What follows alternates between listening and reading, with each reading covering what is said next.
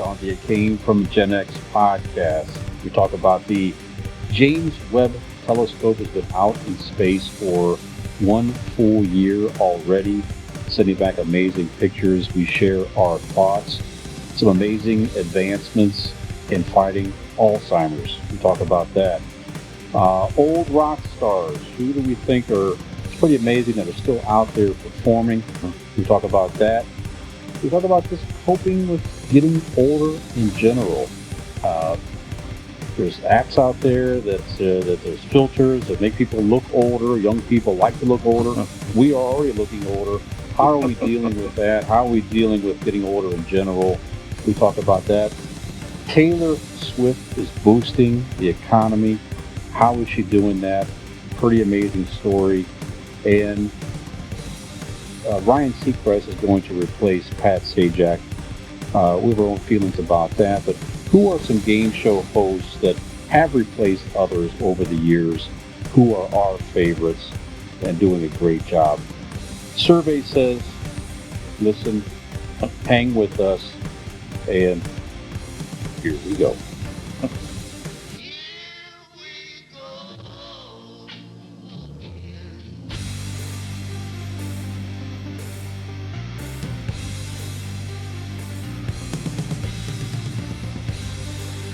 This is an It Came From Gen X video.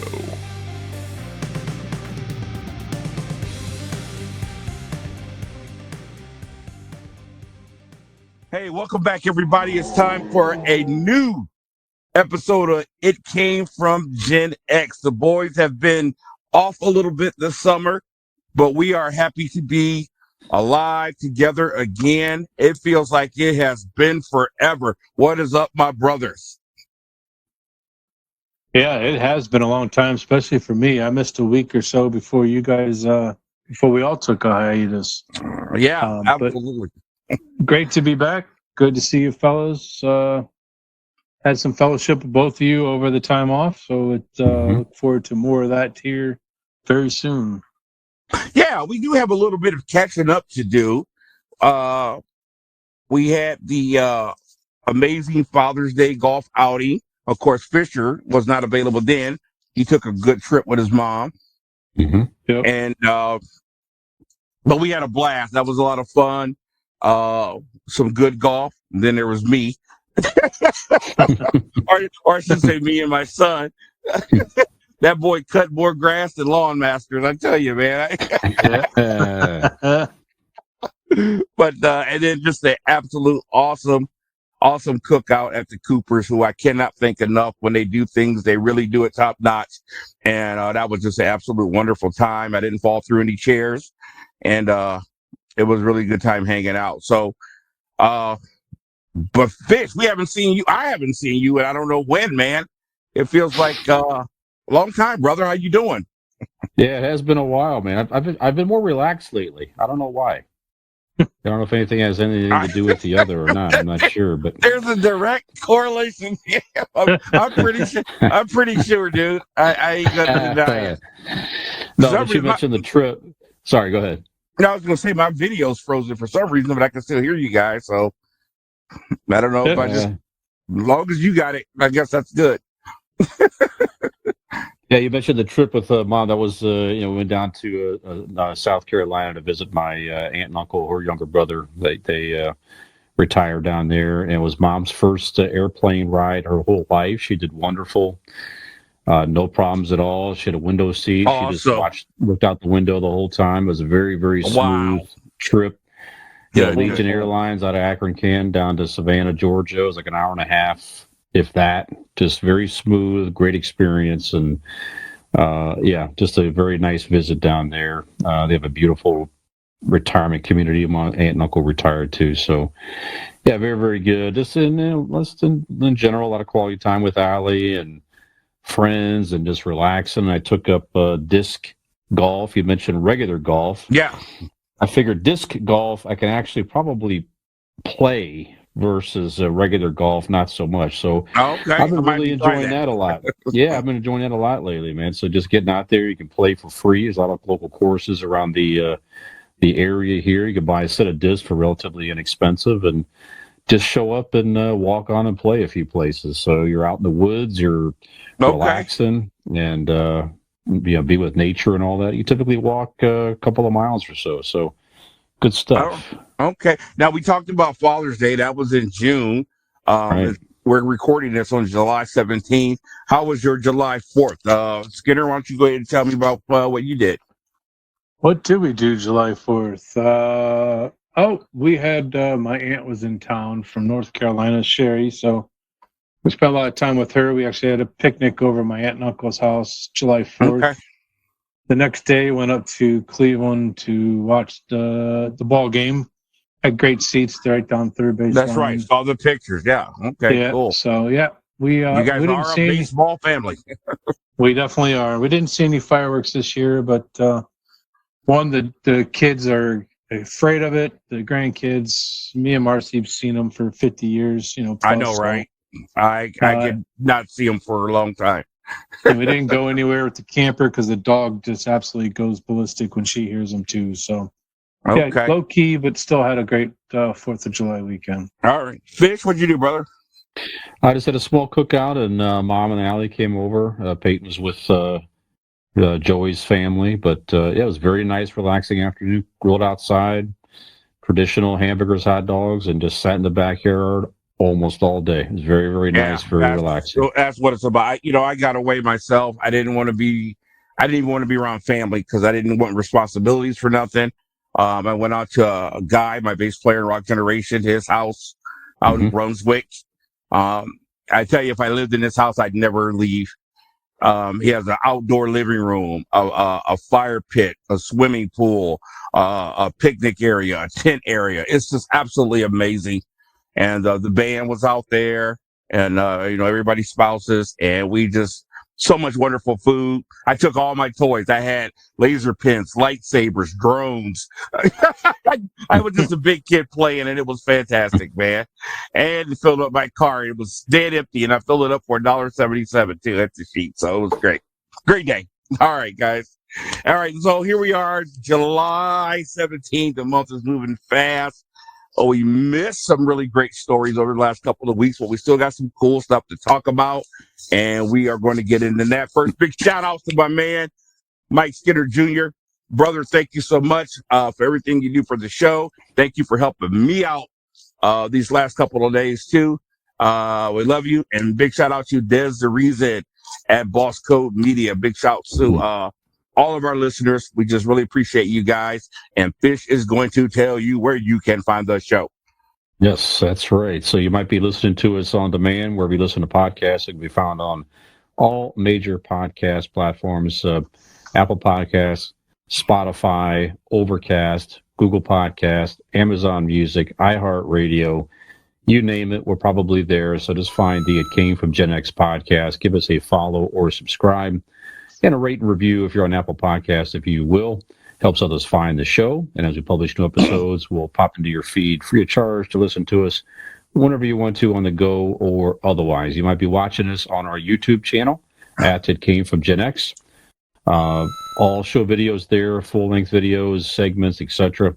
And as Keith already mentioned, we're also on the Boss Code Media TV network.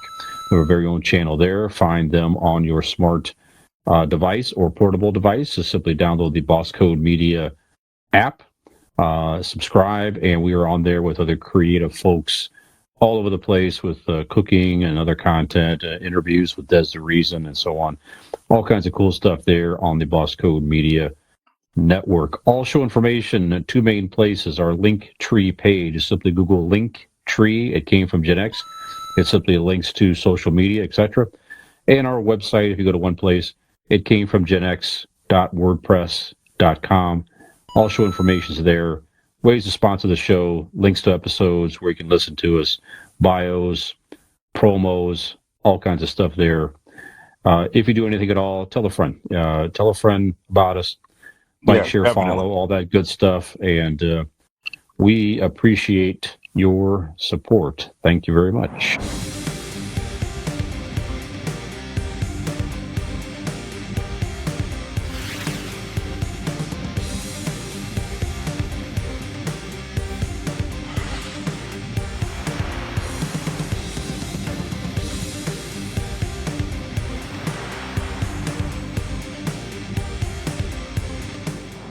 Yes, we do. And the last time we did do a show, it was just Fish and myself, and we have not heard the voice of this man in a little bit right now. So without further ado, Skinbone, take it away, brother.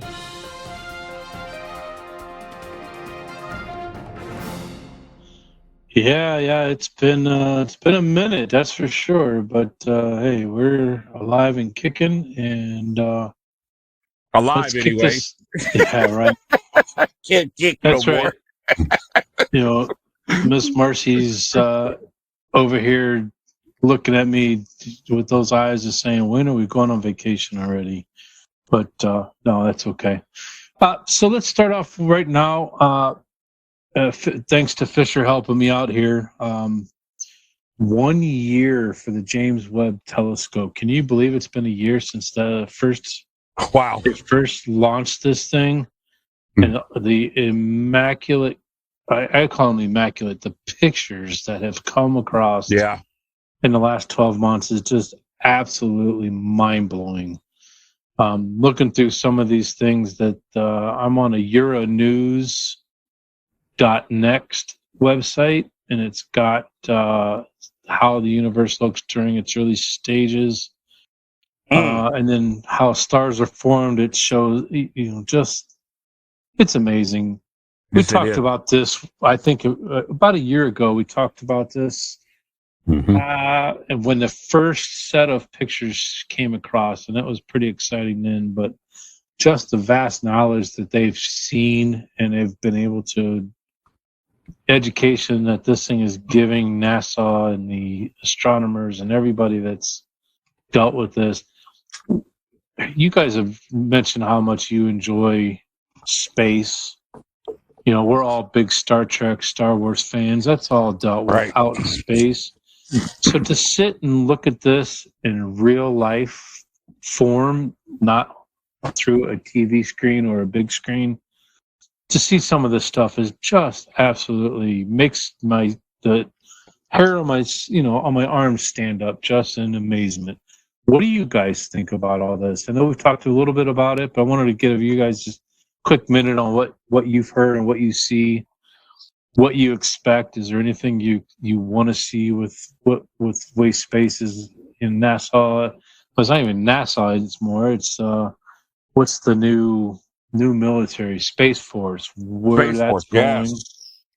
You guys have any comments to where that's going or where you want to see it going, and then we'll move on to another story real quick. Well, again, I've said this before. We have art imitates life and life imitates art. Now, this is both of them, coming home to roost right now, because these pictures are going or have reignited this whole fascination with outer space. When you talk about outer space as far as movies, television, things like that, it's its own institution, because it has been done to death since the beginning of the first camera and the first television, the first movie screen. Outer space. People have been fascinated.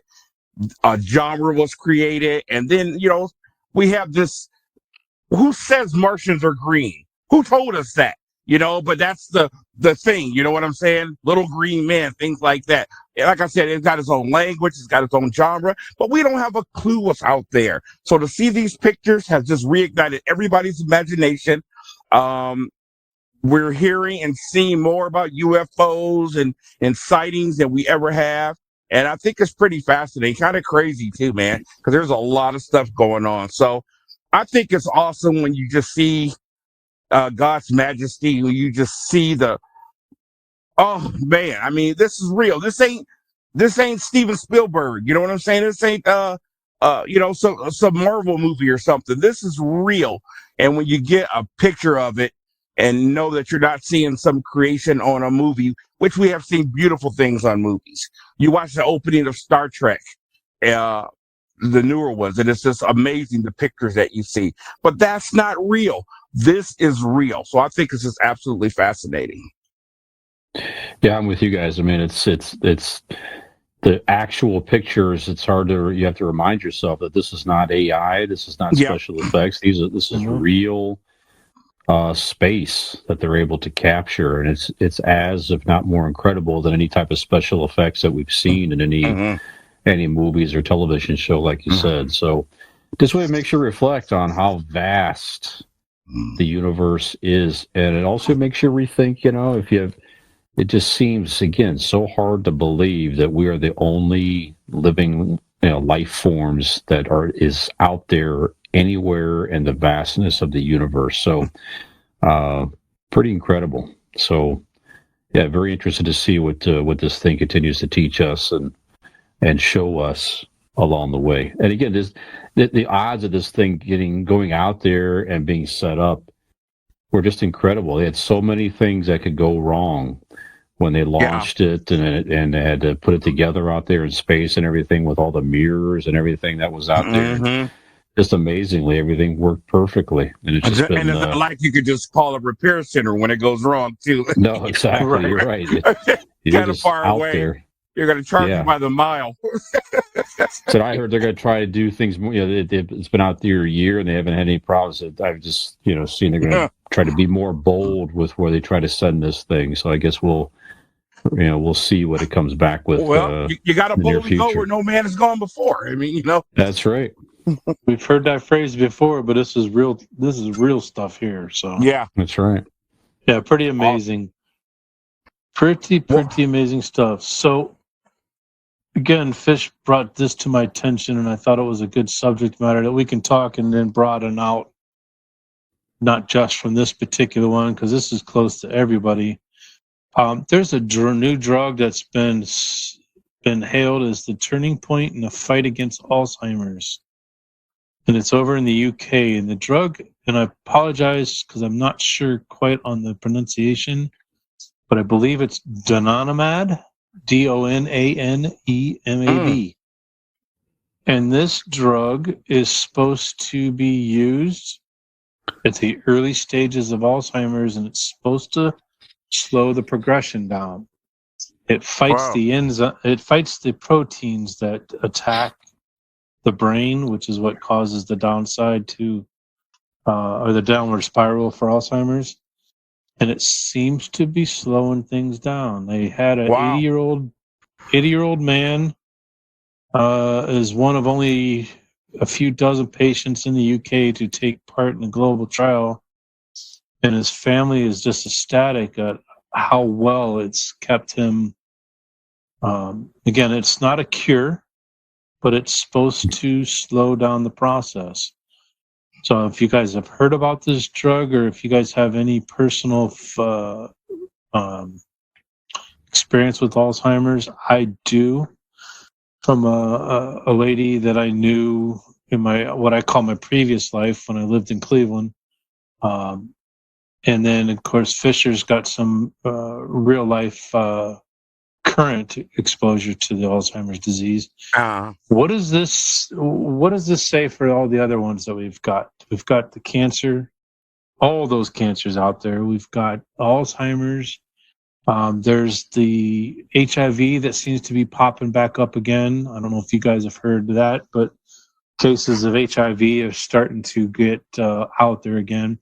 HIV's been around since the 80s. Why have they not found a cure for this yet? I'd like to know what your guys' thoughts are on this. And of course, the cancer scene. Is cancer still out there because it's a natural way to thin the herd?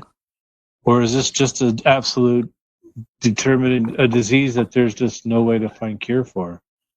Kind of what your guys' thoughts are on that. Looks like you're nipping at the bud, Porter. Go ahead and run with it. Yeah, bro, you're asking your own questions. You're right on. I mean, I've toed the line enough to be called a conspiracy theorist. Yeah, my tongue tied right now. But I do believe, first of all, let's just put it out there, money. You talk about this drug for Alzheimer's.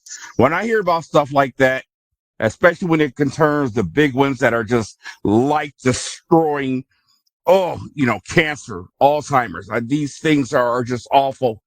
Lives they have destroyed, families they have ripped apart. people's bank accounts they have just sucked the life out of. I'm like, man, I hear these things and I don't want to be pessimistic, but that's a lot of money to be lost curing that stuff. I mean, you think about all the institutions, all the medicines, all the foundations, all the marches, all the fundraisers. To cure any one of those, you would just nix all of that out.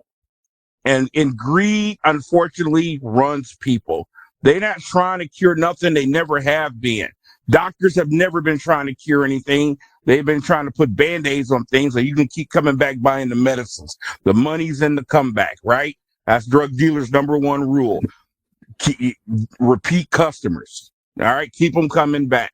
So, I really hope that there is some progress and that this drug does help people, because Alzheimer is a terrible thing to look in the eyes of someone you love and they don't have a clue who you are. It is a terrible, terrible thing. I've had any personal experience with it, but it's absolutely awful. But I believe money is the number one reason these cures have not happened. And I do believe thinning the herd is a bit of a part of the equation as well. The fewer people, the easier they are to control. And we do have a population issue going on this planet. Bish? Wow. This is a big question. So Yeah, It is. the Alzheimer's thing, I mean, I'm happy, of course, to see some progress there. I won't get into the details here, but that disease is definitely really hitting my lovely girlfriend's family very, very hard. And it's all the things you say, Keith. You have loved one in your family who just doesn't really know who you are. Some days sort of, some days not at all, some days kind of. It's just it really is very, very difficult where you sort of begin to grieve the loss of a loved one and they're still walking the earth. It's just horrible thing. Good way to put that. Wow. Yeah. So it's there seems to be some optimism with this new drug, which is good. I mean, I know there's side effects and everything too, but everything's a risk, I guess, when you get into that type of thing. But some progress is better than none. And as far as the other big diseases, I mean, hopefully this. I don't know. Like everybody, certainly you want to see cures to these terrible, terrible diseases. Cancer is another one, just horrible and debilitating and just awful disease that's out there. I mean, I've had family members die of that. A lot of people have, I'm sure. So, I hope that they continue to make some progress there. I don't know if I'm into the whole conspiracy thing like you are necessarily, but hopefully in our lifetime we'll continue to see progress here.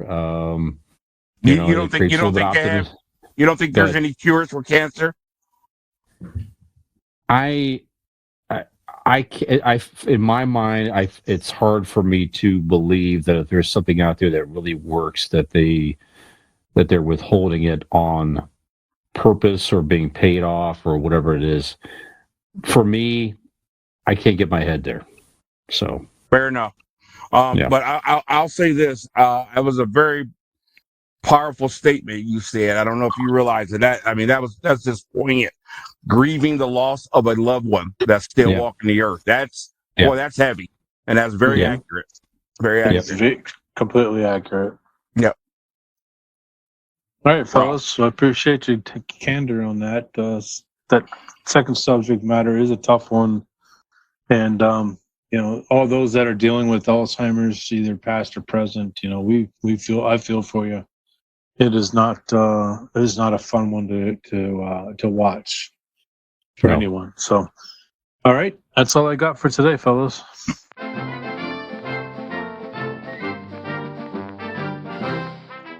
All right, man, that's great stuff. So that the whole backing up to the space story, the telescope story, lends us to some other things that have been going on in the news as well. First of all, the UFO sightings have magnified lately, and I definitely believe in UFOs. because the UFO has nothing to do with aliens. UFO is just an unidentified flying object. And I think there's excuses for all these things. Some are fake. Some are military vehicles they're trying out, I believe, whether it's a balloon or something like that. And others, who knows what's out there. But the story in Vegas has really captivated everybody because just the realness of it, the terror in the voices of the family members that called in and reported the 8-foot tall beings in their backyard, and in some of the pictures that came back has been really, really fascinating. We're hearing a lot of this stuff going on lately. And of course, when you start hearing it, people are going to jump on the bandwagon and start fabricating stuff, which really sucks. You just kind of weed through it. But just look for the all this space stuff to just really, really explode going down the pipe. All right. Okay, guys, let's get some sports and some music. Starting with sports. Obviously, the big story is ESPN losing billions of dollars in revenue over the last year, caused them to thin the herd, as Skinner said. And some names who have been synonymous with ESPN have been let go. And when I say synonymous, I mean been there 15, 20, 27 years. Just unbelievable to think of some of these people's not being there anymore. So I'm just real quick. I'm going to go down some of the names, some really, really big names. Jeff Van Gundy. He rose to prominence as the New York Knicks basketball coach and then the ESPN analyst. I mean, Gundy is like on all the games. I mean, this guy's voice, you just so used to hearing him if you watch a lot of basketball. Jalen Rose, he got famous when he played for Michigan, one of the Fab Five freshmen. Married Molly Karam. I don't know how you pull that one off. But he's been let go as well, which he should have been let go because he can't speak proper English, but that's just me. Max Kellerman, a really big name because he's one of the young guns. He just spent quite a few years, about 5 years on ESPN First Take with Stephen A. Smith. He was let go of that job. Of course, he was synonymous with HBO boxing, and then ESPN hired him, and he's gone. Keyshawn Johnson is gone. Todd McShay is gone. How do you let go Todd McShay and what's his name? You guys know what I'm talking about. They are the draft.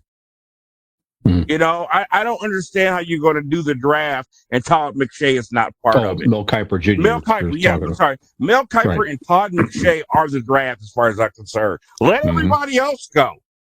And when you think of his name, this guy, him and Mel Kiper put in so much work, so much research all year long to know something about every player in the draft. It's amazing when you sit and listen to him talk. I can't believe this guy's been fired. Couple more quick names here. The names I think that blew me away the most, and I can't say I'm surprised. She was getting a little long in the tooth, but then again, I am surprised, and that is the great Susie Colbert. Been there over 25 years. She's been let go. Matt Hasselbeck, been there quite a while. He's been let go. So, just some really, really big names. Stephen A. Smith, who's been called the face of ESPN at the moment, their highest paid on-air personality. He's still there at the moment for now, as the article says. Because I thought it would be cool. First of all, your comments on some of the layoffs. And over the years, there have been so many that have come and go on ESPN. Some we like, some we don't like. And I thought we could just talk about some of our favorite on-air personality on ESPN. Let's start with you, Fish. Well, I mean, as far as the layoffs are concerned, it's like, there's, like you say, very prominent names on that network for several years. So it really is unfortunate. I mean, I understand the changing landscapes of what people are consuming.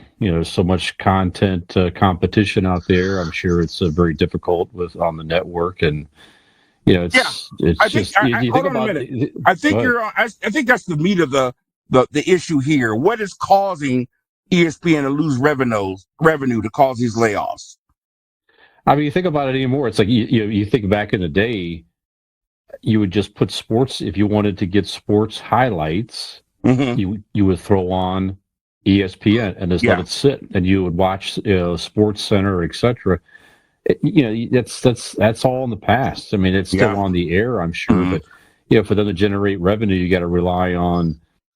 Yeah, I mean, it's certainly on-air commercials and all that, but you got to try to be creative with the streaming. People just pull up the ESPN app or otherwise. You can watch sports highlights across 1,000 different areas I gotta be on honest your with phone. you, Fish. There was a time when my TV stayed on ESPN, and I can't tell you right now when the last time I watched it. Yeah, me either. Yeah. Wow.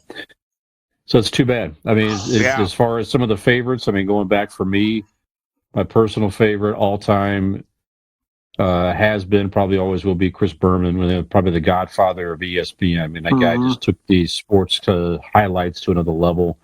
So much fun. His name was synonymous with the NFL highlight, obviously. He still does some appearances and different things on ESPN Plus or whatever. And you can catch him on Monday Night Football and stuff when the ESPN has that at halftime. But his catchphrases and excitement and everything like that made you excited to watch football and other sports. So, he's the king, in my opinion. Yeah, been around for a while. Okay. All right, Skinner?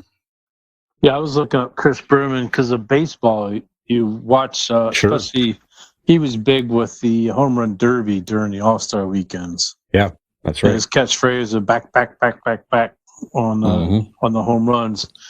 But I'm going to bring up the late Stuart Scott. He's always was one of my favorites. He was good. The guy was nothing but total class from top to bottom, and what he meant to ESPN and what he meant to a lot of people around the world in the sports industry is just, bar none. Yeah, as cool as the other side of the pillow. Yeah. That was always one of his catchphrases. Yeah. He had a lot of them. Man. Booyah! And we talked about the drugs with the cancer, and for the Stuart Scott at 49 years old to lose his life to cancer is just a travesty to not only his family but to all his friends and all his fans and the sports world in general. But Stuart Scott, to me, is one of the best that ever came on the air with the ESPN. Sure. Yeah, I agree with you. There's been quite a few that I've liked over the years. There's some on there now that I like, but I think Stuart Scott, to me, his time there, he is what made ESPN hip. He brought it into the limelight. He'll always be my favorite. He had a great combination of creativity. He had the voice. And he just came off as a really, really cool guy. I've always loved Susie Colbert. I thought she was just really just cool at what she did. Now she did it. She looks like she's never aged a lick. She's synonymous with ESPN too. And I'm gonna. This is not a person, but the ESPN commercials to me are just legendary. They're just absolutely fantastic. Over the years, different stars. There's so many to name that I love, but they've been so creative, so awesome. And they do things that kind of cross the line a little bit, pretending who that person is. Like when they did, who's the hockey player for the Capitals? I'm having brain farts tonight. Finally won his first Stanley Cup. You're asking the wrong people for that. Okay, but anyway, he's Russian, and then they had him, being lowered from the ceiling, stealing documents and little things like that. And then of course the LeBron one. I love that with his phone. Yeah. I think that's my chair. Is like the guy's like, nope, and he's just sitting in the throne clearly. No, like, you take my chair. Or the one with LeBron where he's in there having to do all these copies. And Stuart Scott looks and go, chosen one, huh? Just kind of making fun of that whole thing. So they've had a lot of great personalities over the year. Right now, man, some of the personalities are more known for being hated than anything. Of course, Skip Bayless, who's now with Fox, but he was there. He was a antagonist, if you will. A lot of people can't stand Stephen A. Smith. I used to love the guy. I can't stand him anymore. But they've had some great ones. And of course, who's the bald head guy? He has a late night show. I can't think of his name at the moment, but I think he's really cool. They got some really cool people on. Yeah. You know what I'm talking about. Rich Eisen was cool when he was on there. Kenny Mayne has always been cool. I never liked Jamel Hill. She just didn't know what she was talking about. She should have kept her mouth off of football, especially things she didn't know what she was talking about. She made a comment one time, and no, this has nothing to do with her being a woman. But if you don't have the experience to back up what you're talking about, in other words, if you never played football, shut your mouth. But she was talking about it was a Dallas Cowboys Hard Knocks episode, and Dallas wouldn't play another team. And it wasn't a scrimmage. It was or a preseason. It was like a scrimmage. You know, just that they're both in camp and they wouldn't play each other, kind of work out against somebody else. And a fight broke out, and a lot of the Dallas players went and had another player's back. You know, and her comment was, "I don't understand that fight. It was stupid. What they think because they had." Another player's back, that's going to galvanize the team or something. I don't think so. That's stupid. And I'm like, that's exactly what it does, you moron. You got guys who are fighting against each other for spots.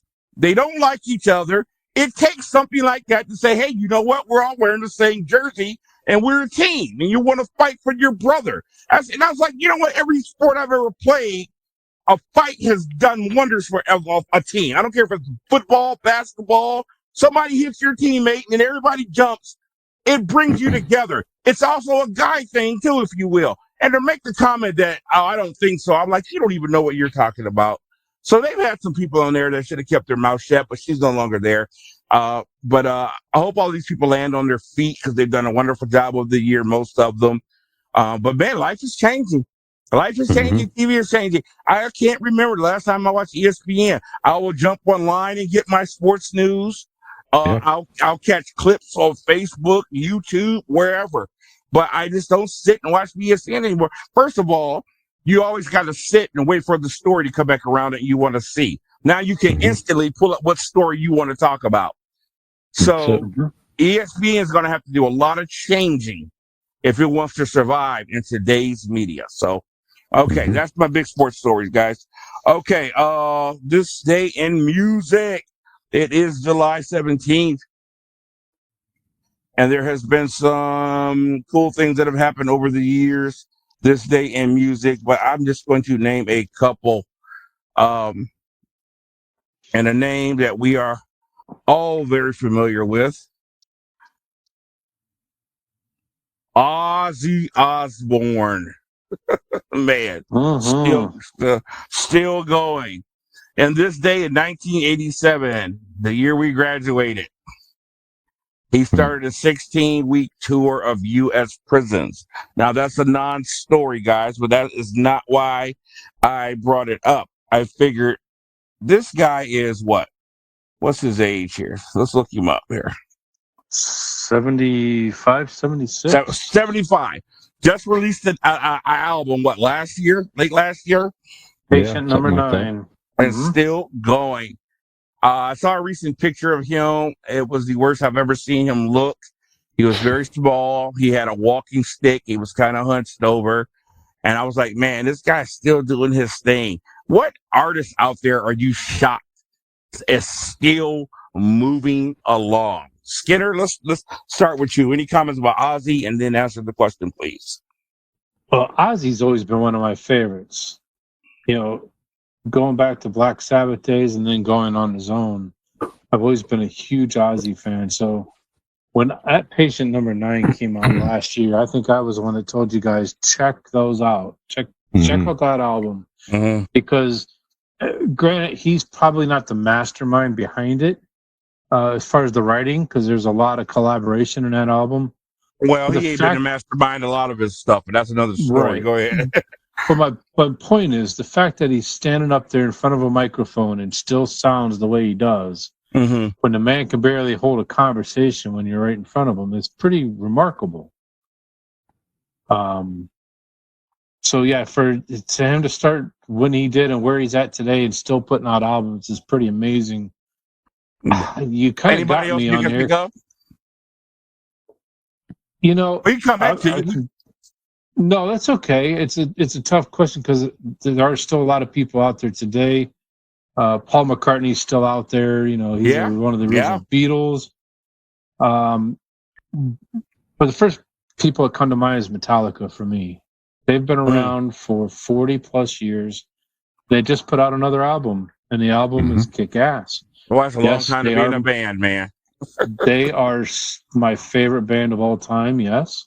I don't think I've been in a band more than 7 years of my life.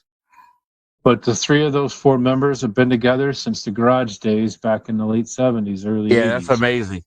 I'm going on 7 years with Mixed Nuts right now and 4 years with Rock Generation. So, and I did 7 years with Shadow Play. So that'll be pretty amazing.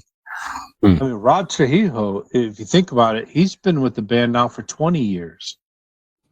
Yeah. Think about all the bass drummers or the bass players before him. He's been with them now for 20 years. Yeah, there were only two before him. Yeah, the one Jason Newsted and Cliff Burton. Cliff Burton the bus accident. Yeah, and then Newsted. So they didn't miss a beat with any of them. But no, it's pretty remarkable. And we're trying to set up a trip now to go see them in August of next year in Chicago. Michael's bucket list is to see Metallica with his dad. So I've seen him twice. I've seen him twice, and Monsters of Rock and Justice for All. Yeah, but I'm going to do my best to get my son out there because that's one of his bucket lists. Okay, Fish. Yeah, all these classes. There's so many you can name. So first of all, Ozzy, good for him. Yeah, the album, like you say, is very good. I mean, he's still trying to perform. I mean, I hear he may do some. He stopped the whole big touring. His body can't handle it, poor man. But he's still getting out there doing some things. That wouldn't surprise me to just see him do like a residency or something. But we'll see. So great for him. As far as like who was you surprised going out there? There's so many of these classic rock artists that are still touring. I mean, you could talk about the Rolling Stones. I mean, all those guys. Yeah, I mean, man. They lost one member because of a death. I mean, literally, that's it. Yeah. Everybody else is still out there going.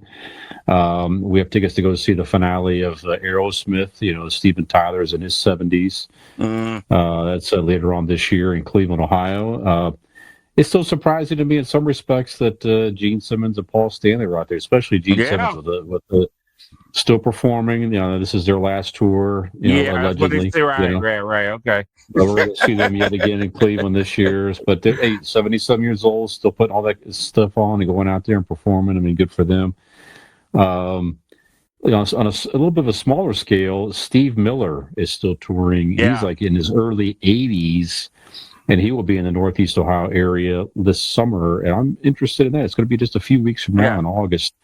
So, hey, good for these guys still getting out there and doing it, man. And it's I think one of the ones that amaze me the most is Paul and Gene, for the simple fact that some of these people are doing it because they need the money.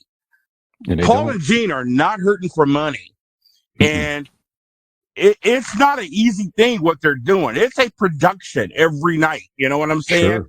Hours of the make, and so that's pretty fascinating and amazing when you think about it. Guys, my list is not different from you guys.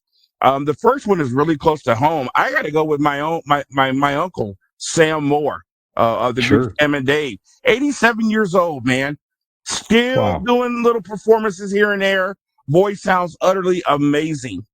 And of course, I'll be down in Florida with him in October doing a tribute to the Soul Man. Looking forward to that. Also, Dolly Parton, man. Yeah. Just performed at the Country Music Awards show, 75, 70. Amazing. You see that rock album she had? That rock album lineup she has is pretty amazing. Check that out. I haven't seen that. Check that out. Yeah. That's just utterly amazing. Of course, Bob Dylan 79 Yeah. years old, still doing his thing. And you have some others that are still singing here and there. Streisand, you haven't heard much from her, but she's out there Eagles still on singing a the little tour. bit. Yeah, Yeah. absolutely. Great. So keeping on. Okay, that's all I got in this day in music, guys. Oh, actually, no, there was one other story, real quick. And I told you I didn't want to tell you guys because I wanted to catch you off guard, which would have been my entire point. So, in 1975, Bob Marley and the Wailers played first of two nights in the Lyceum, London. Both nights were recorded for the November release live album featuring the single "No Woman, No Cry," probably my favorite Bob Marley song. I don't know anybody who does not like Bob Marley. But you talk about somebody who is the genre, and this will be my point. I challenge you guys to name me one other reggae artist whose last name is not Marley. Skinner?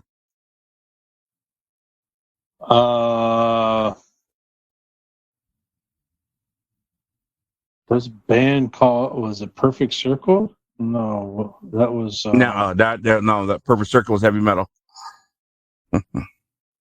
I have no idea. something. I have no idea. Isn't that amazing? I mean, No idea. if you say reggae to anybody, and you ask the name of artist, who wouldn't say Bob Marley? Mm-hmm.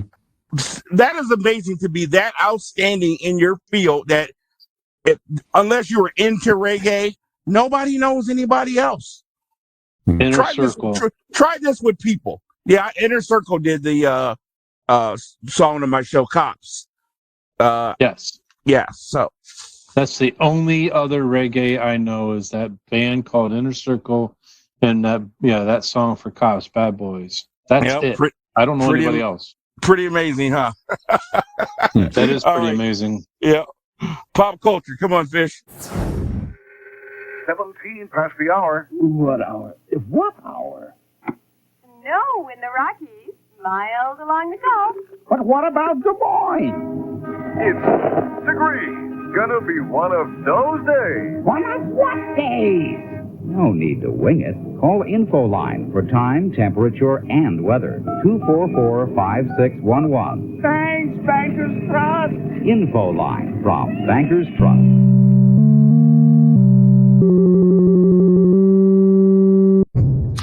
All right. I couldn't work this joke in earlier, Skinner, but Keith was talking about aliens earlier. If aliens do come down and start probing people, Keith is going to be fine. I'll just leave it there. Yeah, he won't be affected by it. That's for sure. No, if you listen to the show, you know what we're talking about. That's right. There's nothing, better sophisticated. People than you have tried. That's right. We have technology far beyond advanced, and still can't figure out how to do it. So, This ain't my first probe. Real quick though, before you start your story, we do have an idea on how to stretch things per se for him. We do have that story about the MRI. Oh boy.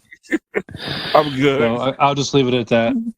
Yeah, absolutely. Yeah, just look that up out there, everybody. Look up MRI probe or something like that. You'll find something out there on social media like TikTok and stuff like that. It's a very, very funny, interesting. Hopefully everybody's okay, but it is a very interesting story, that's for sure. So, all right, guys, it's been a couple of weeks since we've been around, obviously. So I would have to assume you've seen or heard something that you wish to share on our Gen X recommendations here. So, Keith, why don't we start with you?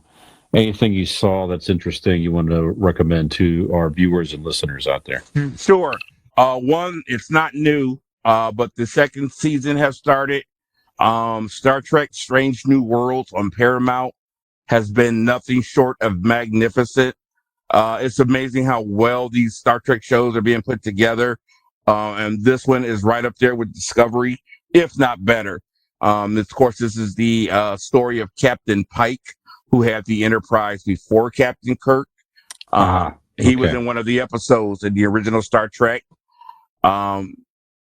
Just utterly amazing. Captain But Kirk's it's Spock, brother. right? It's Yeah, Spock and Spock's on everybody. there. So Young Spock. okay, Uhura is a cadet on there. okay. Young cadet. Yeah, absolutely amazing. And Kirk's brother is a lieutenant on there. So, and then Kirk's been on there a couple of times too, and it's been pretty Okay. awesome. But he's not the captain of the Enterprise yet. Just an amazing show. So well put together. I absolutely can't get enough of it. But I don't know if you guys have been watching Secret Invasion, Marvel's new Yes. Disney Plus show. Yep. A plus. Wow. I like it. Yeah, I love it, man. It's not rated very high. I like it. Good.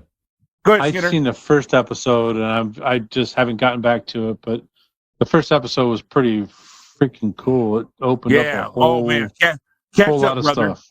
Catch up, because this is absolutely awesome. Yeah. Also, season 2 of The Lincoln Lawyer started.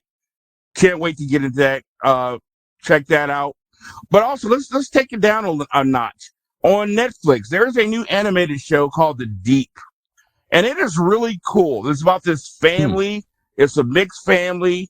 The mom is Asian. The father's black. And they have 2 kids. I forget their name. They're called I forget their last name. But they have this cool ship, submarine-like ship. They go and rescue artifacts deep in the ocean. It's very futuristic sci-fi. And, of course, there's some evil people who have a ship, a darker type of sub that, they all got these weapons and cool stuff there. Chase around after them, trying to steal the artifacts. And, of course, the kids are always in the middle of stuff, getting the best of them. But one of the kids on the bad ship is in love with the daughter of the good family. And so that calls for some conflict. But it is a really, really cool animation, man. The Deep, check that out. Okay. Interesting. Very good. I got a couple. Skinner. Sorry. That's all right. You can go ahead if you want. No, go ahead. He kind of took my thunder with Lincoln Lawyer's second season. If you've not seen the first one, I knew you was. Yeah, the second season just hit, and if it's anything like the first season, it's going to be pretty amazing. Mayor of Kingstown season 2. I told you guys about that with Jeremy Renner. They got the season done. I was watching that and I was loving it. I got to get back to that. The second season just finished production right before his accident back in January 1st. So to see him walking around like normal and then knowing what he's been through since then, that's great. Pretty cool. And the last and final season for Jack Ryan out on Amazon Prime. 3 episodes are out right now, and it puts you right on the edge of your seat. I'm so looking forward to the rest of the season on this. I love that show. If you're any kind of a Jack Ryan fan or Tom Clancy, the writer, fan at all, you've got to watch this season or this series. And the funny thing is that each season you don't have to watch the season before to catch on. There are certain things with the character that they give you character. Like season 3, you've got to watch season 3 to know some of the characters in 4. But for the most part, you can watch any season and be fine. But it's an absolutely amazing show. I can't wait for the rest of it. Cool. All right. A couple things here, guys. It's been a few weeks here, but there's a documentary on Netflix, Muscles of Mayhem. It's about the American Gladiators. I don't recall if we talked about that here. A lot of fun, very interesting. That show was early 90s must-see TV, at least for me anyway. So it has some actual performers interviewing today, actual producer, a director. Very interesting to see sort of the rise and fall of that TV show. Skinner, you say something? Yeah, me and Miss Marcy, we went to dinner at the basement here in Cuyahoga Falls. And on their TVs, when we were watching dinner, it had an American Gladiator. And they showed pictures of them before and how they are now. And I'm like, holy crap, what is this that's on his TV? And this must be the documentary you're talking about. I'm definitely going to go back to watch it because I used to watch that show when I was younger. The athletic ability, not we all know now why they were so athletic, but just the athletic ability back then was pretty amazing for them. Yeah, but those folks, I mean, it was real athleticism. They got hurt. They got hurt. They weren't really taken care of. It was a whole thing. So definitely worth a watch. There is a new reality series on Netflix, Quarterback. I was just about to say that. Yeah, man, it is. So I've watched like 4. It. Yeah, it's like I was 4 just about to episodes say, in. hey, I got one more to tell you guys about. Okay, awesome. Yeah, yeah. So check that out. So it's great. Yeah, they were just by coincidence. So it's last season. Mm-hmm. They got permission ahead of time to follow Patrick Mahomes, Marcus Mariota, from the Vikings. That? Yes, Kirk Cousins, and was that it? Was it just those 3 guys? Yeah, just those 3. Get to see how they live behind the scenes. It's just fascinating. It's great watch, man. It's just awesome. I am in love with Kirk Cousins' wife. I just think she's just awesome. Yeah, I mean, these are all 3 are nice family, men, fathers, in different stages of marriage and life and everything like that. So, but it gives you real, like you say, kid, real true behind the scenes stuff. Mm-hmm. I mean, these guys are. I mean, showing you how they have to deal with the injury and recuperating and the mental state of the game. It's just walking us through the season last year. So obviously we know how it ended with Patrick Mahomes. So I think it's great. So go check out Quarterback on it. It's a Peyton Manning produced man, I got to bring up Quarterback because this is just must-see television right here, man. You can't get enough of it, and it's really way behind the scene, family, locker room, on the field, all that stuff, man. Like wow.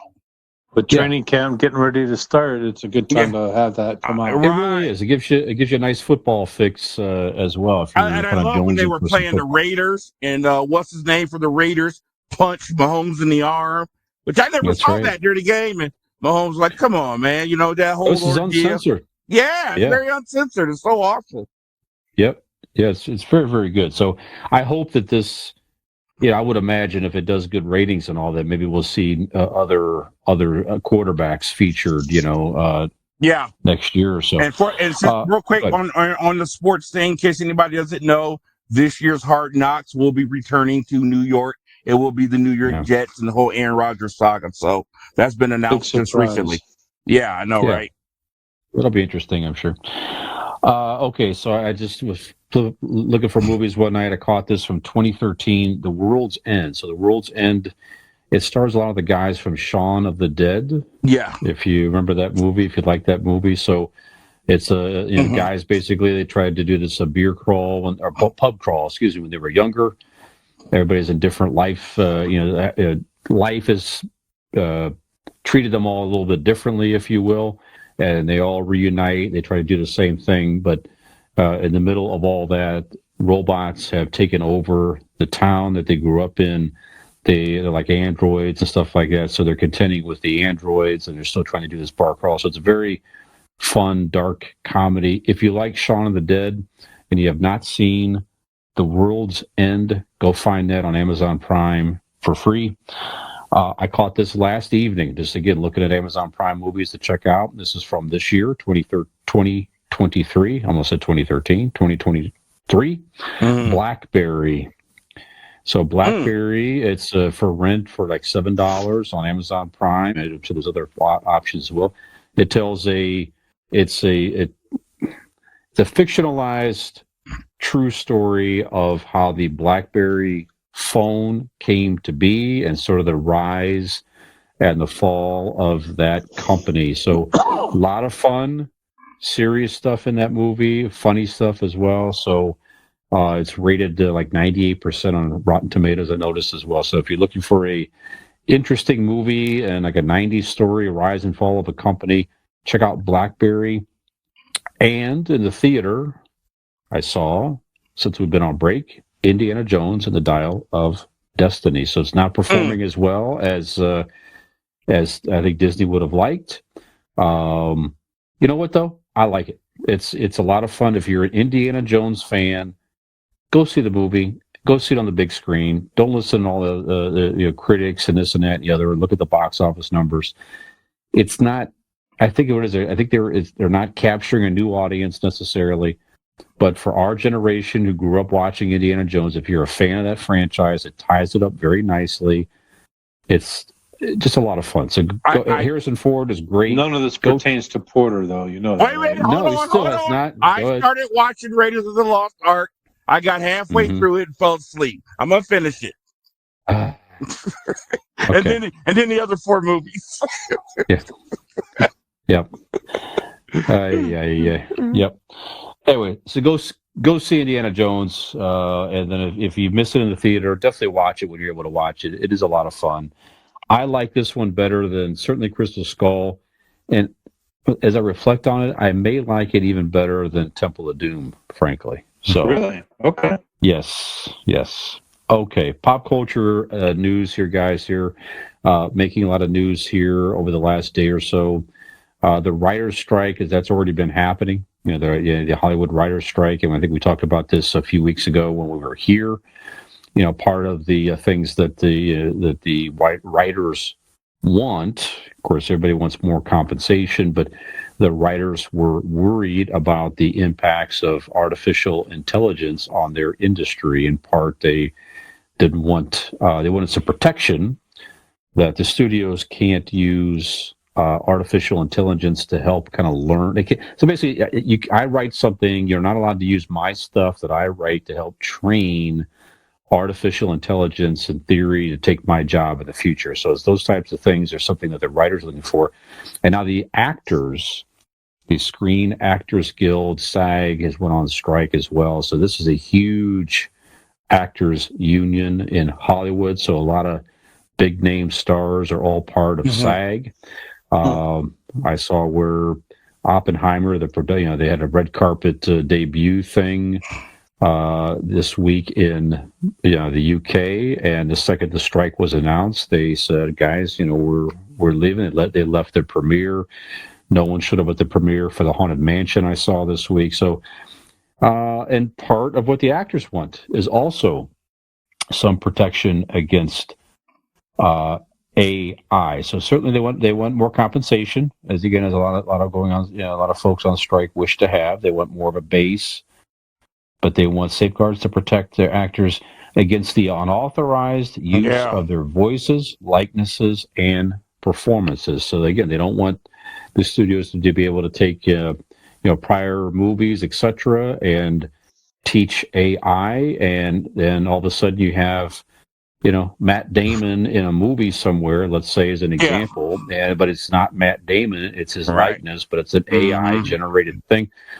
They're doing some of this even with Indiana Jones, where it was Harrison Ford acting, but they used technology to de-age him, pulling references from Star Wars and other older movies that he was in to make him look younger. So you could, you can in theory have an actor, it's not even that same actor, but put the likeness of somebody up there because the studio owns the likeness of that character or something along that line. So pretty amazing, and it's it's interesting when you see about all that stuff, as far as AI protection. So it's going to start to halt some productions of some big movies, like the next, the new Mission Impossible is coming out, Part 1. Yeah. But the second one's going to be on hold. I saw where Deadpool 3 might be on hold. There's a lot of movies that's sort of out there in production that may be, at the very least, delayed with this strike. So I just said a lot of stuff here. So, Keith, any thoughts on the actors' strike, about AI protection? What do you think about all this? It's just been fascinating to me since you first brought this story to our attention weeks ago. Ever since then, I have just seen more and more and more stuff explode with AI, actors, commercials, songs, music artists. I saw Fran Drescher talk in a way I've never heard her talk the other day on this subject. She was as passionate and fiery as I've ever heard her. But I can't remember what it was I heard the other day, and they say, yeah, we had AI write it. Just took from what was done in the past and created something utterly amazing. Mm-hmm. And I'm like, that's somebody's job that's just got taken away right there. It's I can see where they're coming from. The world's just constantly changing, man, and we have to adapt to technology, or you're just going to get lost. You know what I mean? You can't stop it.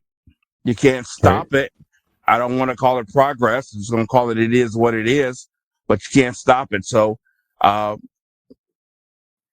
think back to music artists. They were all fired up and passionate with Napster and all this other stuff. Many years ago, a lot of them saw what was coming down the pipe, and they were exactly right. Here we are, and you cannot make money anymore selling albums. You just can't do it. You can't get rich selling albums anymore. They've had to adapt. They've had to learn, how to use social media and all. They've had to, some fell to the wayside, some adapted.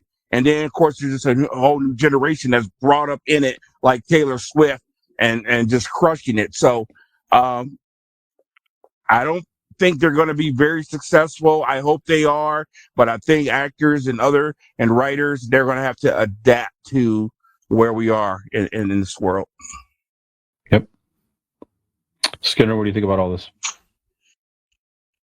Initially, I thought it was a bunch of overpaid people crying the blues about losing money, this, that, and another. But they still are. They still are. You're right. Yeah, they are. But this particular subject matter, you kind of feel on their side, I guess.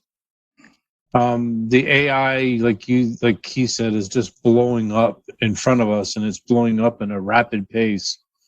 We're going to see stuff in 6 months from now that we never expected to see in 15 years from now. And as far as technology has gone now, it's just only going to get worse or better in some cases. So I don't feel sorry for these actors and writers and all this. They've been overpaid for so many years.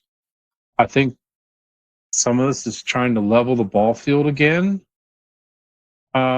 Or bring them back to reality per se. But as far as the AI, I can certainly agree with them that AI does not need to be involved in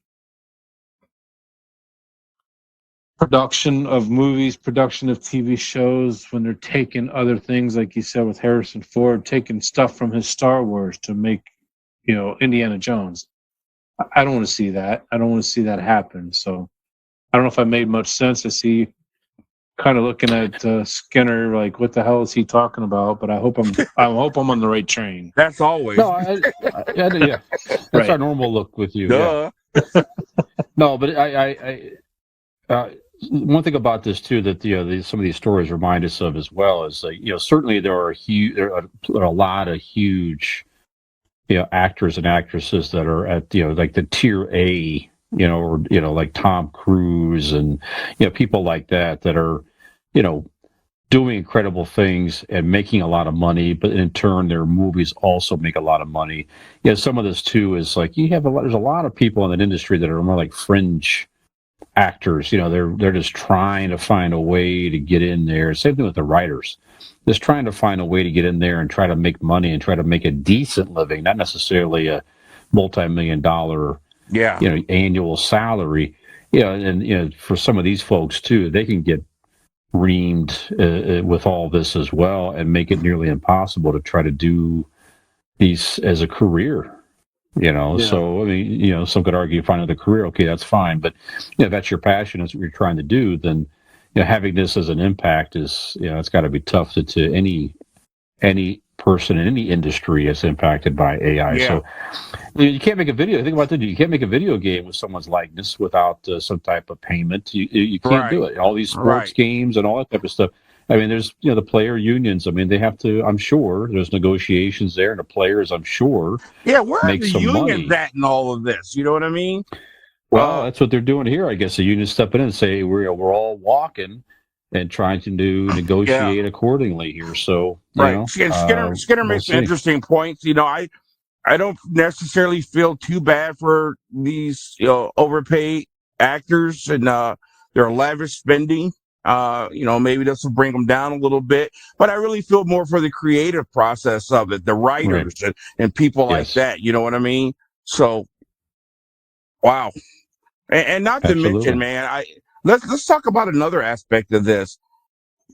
Do we want to go down that road where we're taking the human aspect out of creativity, out of the arts? Do we really want to do that? Where does that slippery slope lead to? Right. You're right. Scary. Yeah, it really Writing, painting, drawing, all that stuff. It's all, a lot of it's in danger for the future. I don't know. Okay. I saw this. TikTok has all kinds of filters. And a lot of these make social media. There's a new. It's a very clever thing they do. They put a new filter out there. A lot of people get on the social media app. They play around with the filter. It generates a lot of people going on there and content and everything else. So there's a new one out there, and I looked at it. It's an aged filter. Have you seen this? Are you on TikTok much? Have you seen anything like this? I've seen it a while ago. Okay. I have some pictures of me. Made myself older. Yeah. Okay. Yeah, I have some. So it's one screen. The top is like the opposite was recent as well, where it makes you look younger. It's like the teenage self. That was a big one over the summer here as well. Where kind of makes your face look smooth and made you look younger and stuff like that. I tried that as well. That's kind of trippy. But this again ages you, puts grayer hair and different, more wrinkles and a few more sags and stuff like that. So a lot of younger folks are getting out there and trying this out and commenting and this and that, and it's kind of a mixed reaction. Some were looking at themselves older and it's depressing them. Others are embracing the fact that hey, I look like my grandparent or somebody, and this is just what it is, and that type of thing. So I don't know. It's just in general. It just kind of made me reflect for a minute here, and day by day, month by month, we don't really. I think the average person doesn't necessarily see it as much until you pause for a second and you start to look at yourself, years ago, and then realize how you've aged. I mean, every human goes through it, and some people handle it well, some people don't handle it so well. So, just made me think as well. Obviously, we're Gen X. A lot of people listen to our show are around our age, maybe a little older, maybe a little bit younger. But so, just in general, what do you think about the app? You want to comment on that? That's fine. But how are you dealing with the fact that we're all getting a little bit older? Does you ever reflect on that sometimes when you look at yourself and say, gee, I might be looking a little bit older? Are you okay with it? Do you struggle with it at times? That's really what I want to hear from you from this story here. So, Keith, what do you think here? Are you fine? Are you dealing with this okay? Or do you have moments to where it's like, oh, boy. I don't. Go ahead. I don't think I dwell on it much as far as looks are concerned. Okay.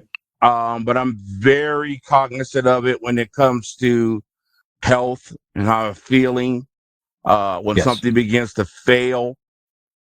I've had some scary episodes too in the last month here with my eyesight going out. Right. Things like that. Of course, we know I got some issues going on with my knees. I have been for years. I think about it in those terms. And I think every person gets in their 50s and 60s and begins to think about it and starts the battle against aging. You start eating better, you start trying to exercise, you start trying to look into all these things that help, whether it's cosmetic, whether it's internal, a little bit of all of that. I know my sister and I have made some serious decisions around here As far as things like red meat and processed meat and things like that, we just gotten rid of altogether, because you begin to look at your mortality when you get around our age. Sure. And that's the whole thing about being young. You feel immortal. You feel like, you're never going to die. You're on top of the world. Sometimes older people forget that when they realize when young people are brash or arrogant or whatever. Like, you were like that too. You got an abundance of energy. Nothing's hurting. You feel immortal. You can't help it. It just goes with the territory. So it's a fight for us constantly to feel good, to stay positive. It's something young people don't understand. We probably didn't understand it when we were younger. So I just think it's something we should all pay attention to, but don't get depressed about it. Don't get down about it. Embrace it and just do your best to stay healthy. That's good. Skinner, how are you reflecting on getting older, whether it be, Keith brought it up here too, got some good points here, appearance or how you feel, health in general. How are you coping and dealing with all of that? Well, let me put this out there. By the time this show airs, my son's going to be 30 years old. He turns 30 on Wednesday, the 19th. All right. The twins. Well, happy birthday. Happy birthday, Mike. Yeah. The twins turn 30 on next weekend. They're 11 days younger than Michael. So we actually had this conversation last night on our way back from dropping our 14-year-old off to Brianna. The 2.5-hour drive back, Marcy just kept saying, my babies are turning 30. Our babies are turning 30. And while I'm 51 years old, I feel every bit of it. Some days, other days, I feel great. I've got white everywhere. But my father was white when he was 40 years old. So appearance-wise, I don't care.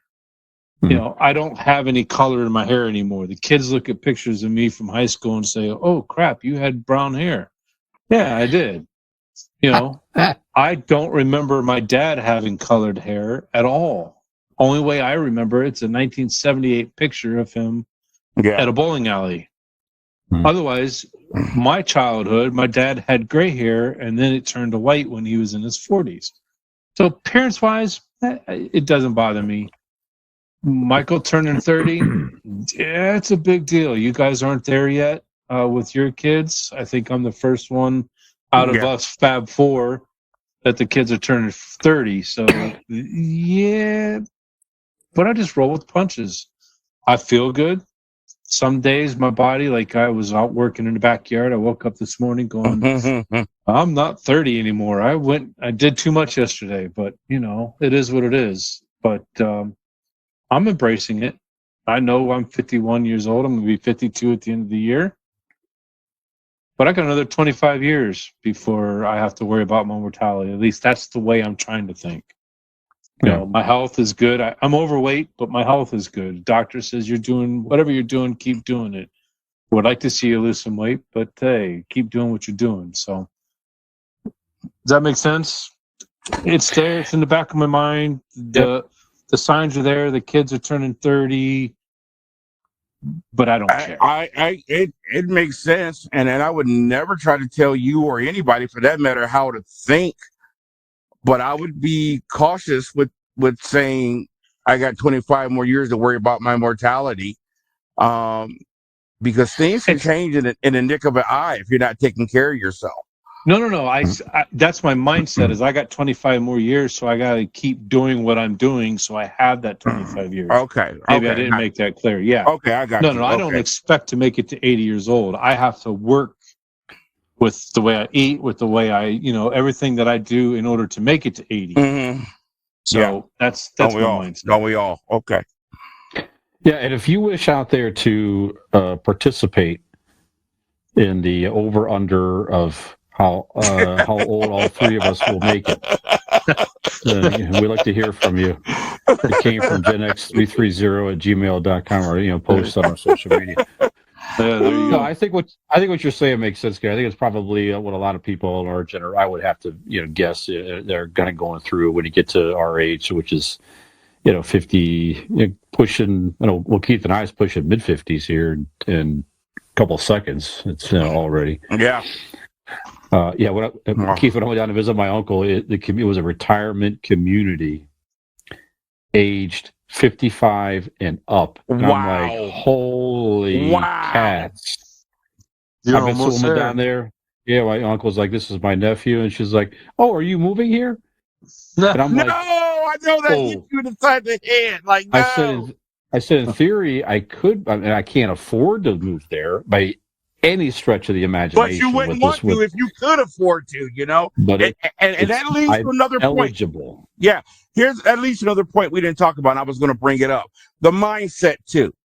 And mindset is that is crucial. one thing I love about all of us, Coach Cooper included. We don't have the mindset of being older, being in our 50s. I mean, it doesn't mean we're immature, but what I'm saying is, we enjoy. Yeah, we are. Okay. I was trying not to say it on air, but you know what? We're very, we're still high school kids having fun together, like we used to be. We always have been. I talked about going over to the band was out in Brunswick for the 4th of July. It was so funny that the women were looking at me and Guy in the backyard playing with lasers, on the tree, like a couple of freaking kids. And we had a blast just sitting there doing that stuff. You know what I mean? Yeah. And it's like, you got to enjoy life. You still got to embrace that inner child. I hate people who are just so stuffy. They can never have fun. Everything is so serious. You can be 30 and be real old if you got a mindset like that. You know what I mean? So I'm always embracing that inner child. I like my fun. I like my toys. I like my sci-fi, and I'm never going to change for nobody. I'm with you. Yeah, you're right. Mindset is key, but you're also right too that we got to. We're all trying to be more mindful of taking better care of ourselves, etc. It's a little scary. So yeah, in all seriousness, if anybody out there has any comments, and if you're a Gen X person or older like us, so if you'd like to hear your thoughts on how are you coping, not even coping, but how are you approaching, maybe that's a better word, how are you approaching getting older? Love to hear from you.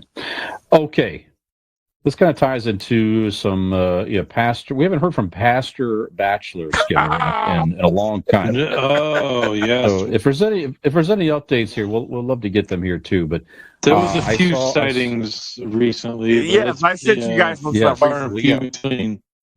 Yeah, we need to do some. We determined one thing is when Keith will share some who's a perfect match for him or this or that and the other. It's like we need to do some. We got to put the team on analyzing whatever he has in his profile to see what's a perfect match for him. Is very somebody look at peculiar. It because I'm confused. Yeah, we have the Gen X team on this here too. So. We'll expect some results here soon. By the way, you mentioned Junior's birthday. I just want to put out here for the record, even though he's turning 30, we expect no delays in any editing or anything of the kind. So yeah, it would be firmly on time to publish this episode. So I'll just put that out there for the records. I'm always going to hear this. Keith, many on dating apps already in relationships or aren't seeking actual dates, a new study finds. This is from NBC.com. So it says here, nearly 2/3 of Tinder users surveyed said they were already in relationships. Some of them were married while they still use the app. So some people do this for various reasons. They do like a confidence boost, or they're looking for some other type of connection and this and that and the other. But again, this is Tinder. There's plenty of other ones out there, certainly. Tinder is where I met my lovely girlfriend, Allie. We've met on Tinder. It's not just a hookup app. We met. We're going on 5 years now, ladies and gentlemen. So that's awesome. Yes, it is awesome. They do work. I can attest to that personally. But that's a bummer. It's like, and I understand where someone might want to be on there. Maybe your relationship's not the best, or you're trying to get confidence, or you're just sort of playing around. You're trying to get back on your feet. You're thinking about getting out there. Or some people, again, have no intention at all to actually try to pursue anybody, but they just want to see who they match with. They want to see how many likes they get, that type of thing. So, somebody says here that you do need to approach dating sites with more circumspection and more selectivity, and approach them for what they say, what they were designed for, which is to find romantic partners. And that was from somebody doing the research or something. I don't know, but anyway, I'm not on the sites anymore. Skinner, I don't think you are. I hope not. At least I hope not. Right. Marcy, I fully expect is out there, just always, just making sure. Just making sure. So, Keith, I know you use this, again, I think it's a great tool because you meet people here you would never meet in normal life here. So, I don't know. So, what are your thoughts on all this? What about hearing that news? Does it make you more skeptical? No. How has your experience been? Go ahead. I was not shocked when you said that before the show. I couldn't wait to get to this because it's absolutely true. And I'm kind of new to this, it's been a few months. But I am shocked at how many profiles that I come across where the woman has to state that in her profile. If you're married, keep swiping. I don't need, you're in some kind of relationship, keep swiping. I'm tired of, I'm tired of penis pics and all this other crazy stuff.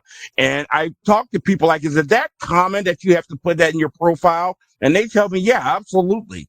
And here I am, no attachment to anybody or whatever.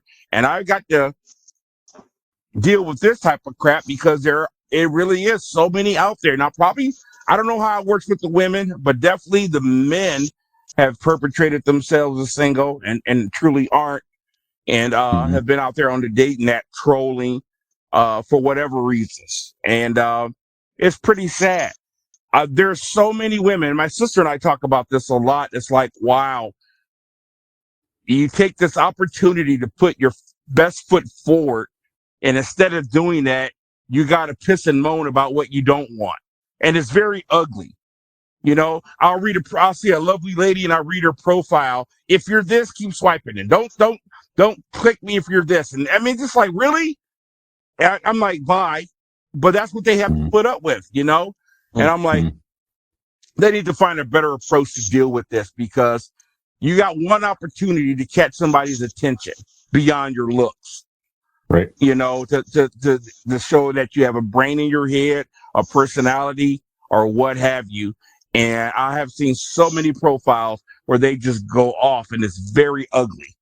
But this is what a lot of them say they have to constantly deal with. A lot of them don't want you to just click the heart or click the like. They want you to say something, and it has to be more than hi, which is very tiring. You can't keep doing that for everyone, but because they've had so many morons, they're trying to reduce their number. You know what I'm saying? So it's a very difficult, frustrating process out there. I've run into my wife twice on there now. I run into 2 girlfriends recently, or ex-girlfriends, I should say. It's pretty crazy.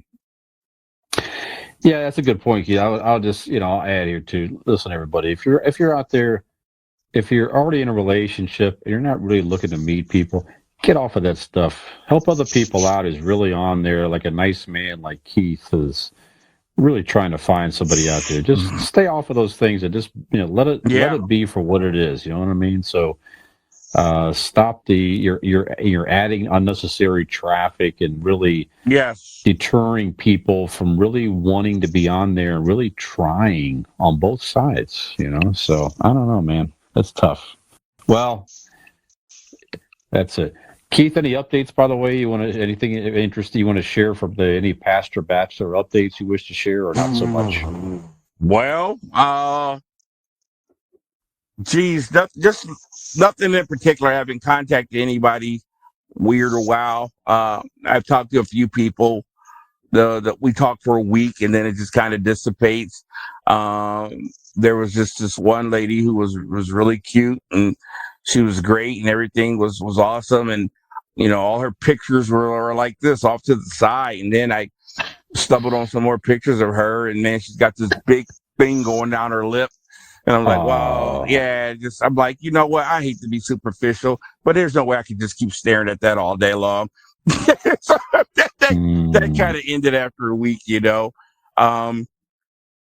of course, everybody that I do meet that I like, for some reason, they're in West Virginia or Kentucky or Ontario, Canada. But I probably got 8 young ladies that I'm currently talking to right now. None in the Akron area. They're all like, 50 minutes away or something like that.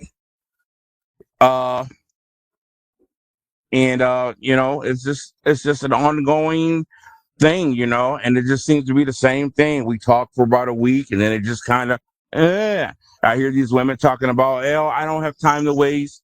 If you don't plan on taking me out or if we're not going to go out, don't waste my time. And I'm like, hey, let's do it. And then they just kind of disappear. So I don't know, man. It's really tiresome. I think I do it more for the entertainment value anymore. But I'll keep you guys posted, man, about when the next adventure pops up. Keep us posted. I will say this: I'm sure Skinner will agree. All show proceeds from August and September, any show donation we get, we're all going to put it toward Keith's gas and vehicle to drive 50 minutes again and try to find something and build something here. So yeah, absolutely. There you go. How about that? All right. I just thought this was pretty cool. We don't need to comment on this too much here for sake of time, but Taylor Swift is on a huge tour right now, this Eras tour. Since we've been away, Allie took her daughter and her friend down to Cincinnati to see Taylor Swift. Allie did not go in the show itself, but she hung out outside. But everything, all positive, just from the girls that were inside the show. The concert was phenomenal. They set up like communities and different things outside the stadium to, for people just hanging out, be experiencing it, wanting to be a part of something, listening to the music inside.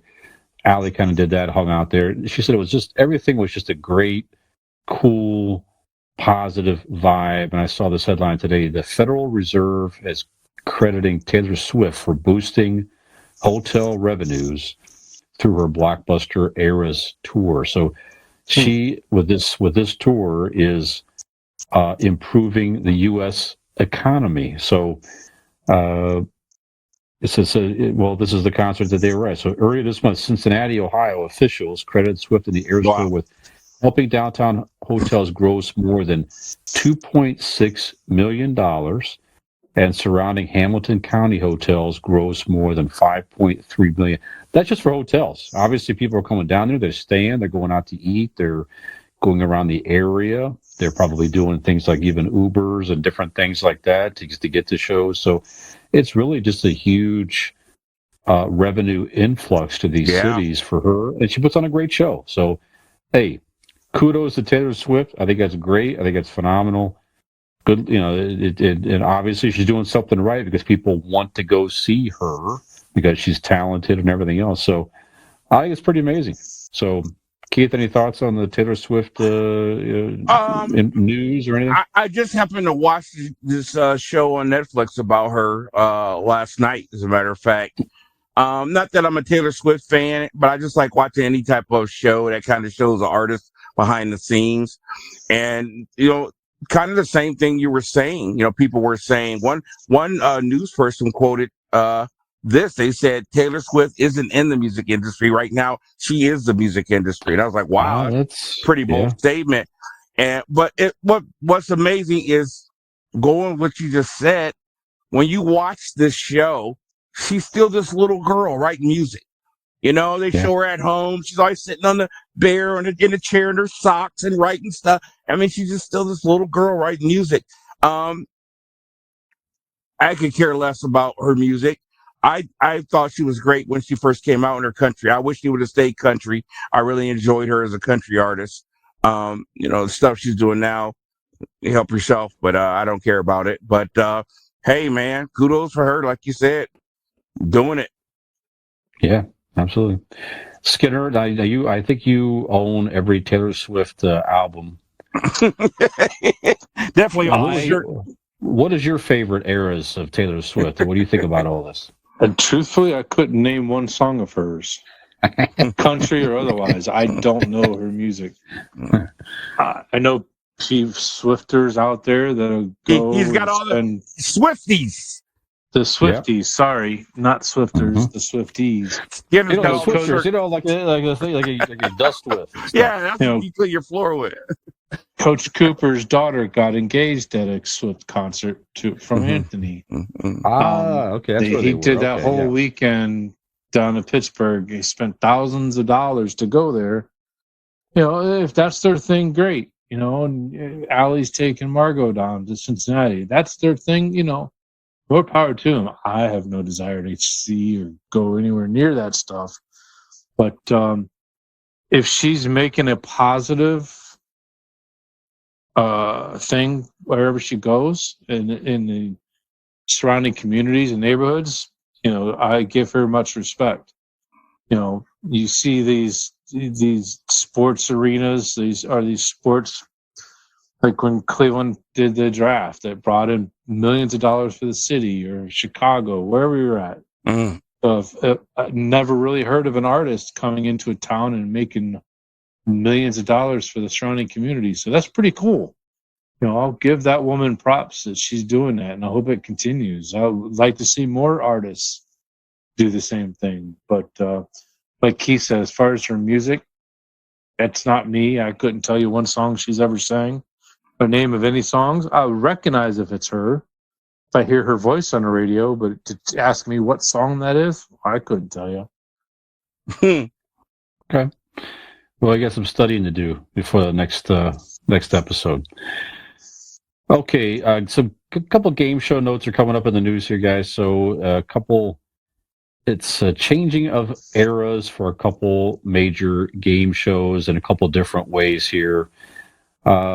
Not much to talk about here. I just thought this was, sort of interesting. The Price is Right.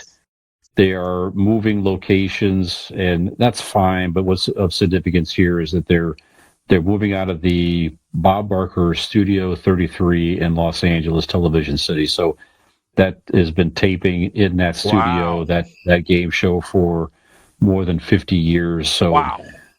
As they finished up the season here, they're moving to a different location. Everything will continue. Drew Carey did sign a contract. He's still coming back as host. He's been there for like 16 years now. Wow. Believe it or not. Yeah, time flies, man. So, yeah, he replaced Bob Barker in 2007 already. Nutty. And announcing his retirement from... With the Wheel of Fortune, Pat Sajak has announced his retirement. That this upcoming season is going to be his last. Mr. Sajak is 76. He has been on that show for 41 years. This will be his 41st season. He started in 1981. Pretty amazing. We talked about him before on this show, I know, but what an amazing career, and I just have to imagine that would be one of the most fun careers I would have to guess that one could have. And then game shows as well. I see it differently. You don't think so? It looks like that would be so boring day after day doing that. Oh, I don't know, man. It's like you shoot a few episodes in a day. You don't do it all year round. You get summers off. It's not unlike a school teacher job in some respects. That's great work, but you didn't say that. You said something different. Yeah, that would be a great job to have. Yeah, you said exciting. I don't see the excitement in it. I think it depends on what show it is, and if you get to interact with people and all that, I think all that would be kind of, and to see people win. Yeah, and well, I'm everything, I talking think about that that'd show be in the fun. particular. I'm talking about Wheel of Fortune in particular. Okay, yeah, I can see both sides of that. And then looking at this week in pop culture history here, guys. Recently here in, let's see it, on July the 12th, back in 1976, the original Family Feud debuted with the great Richard Dawson. So, game show news in general made me think about. Um, Now, certainly, Family Feud has had different hosts. Obviously, Pat Sajak is retiring, and they've announced that Ryan Seacrest You mean Wheel of Fortune? is going to replace him on Wheel of Fortune. That's right. So that doesn't thrill me necessarily, but obviously throughout the years, different game show hosts have come on to host game shows where somebody else hosted before. Now, the original host may have retired, the original host may have passed away, they may have just stopped the show, they may have rebooted the show at some point or another where they've done a retooling and they put it back out in the 80s or recently, etc. Networks, as we know, even now, in the summers, they've been doing some classic game show, episodes through the summers in the evening, just to pull in a different audience and all that, to give you something to watch while the network series are in reruns and all that. So, just interested, give me like your top 3, 5, no particular order, of game show hosts that are hosting a game show or replace somebody that you liked, either it be more or at least as much as prior hosts. So we go around. We don't have to name all your list at once here. Why don't we go around in a circle here and just, Keith, why don't you give us one, then we'll go to Skinner, and then we'll just kind of go around. How about that? Okay. Well, definitely you mentioned Family Feud, and we all grew up watching that. The premise of the show was fun. See if your mind is like, the group that they surveyed. If your thoughts were along those thoughts, but man, the Steve Harvey just revitalized that show. Oh man, and just a whole nother way, a whole new generation of fans, even. Just an amazing transformation of a show. So he's number one on my list without question. I'm not real big on game shows. I absolutely detest Wheel of Fortune. I find it mundane. But even the show that is my favorite, gosh, the people on it, they're like white piece of paper. And I'm a Jeopardy guy. I love Jeopardy. I just thought Trebek was just a classy guy, but I love things where you're learning something or you got to think. I love stuff like that. I've had some nights playing it where I've answered, 60% of the questions, and I've had nights where I don't know any of this stuff, But even the people on that show, they just all seem to be the same. And when he interviews them after that first round, it's just so like, so welcome, John. Says here you bought a cat. Yes, Alec. There was a cat for sale, and I got my money and I bought it. Excellent. All right. Yeah. But yeah. Right. I grew up obviously watching Price is Right like everybody else. And Drew Carey I was a big fan of his when he was doing the Drew Carey show. I seen Drew Carey when he was on Star Search.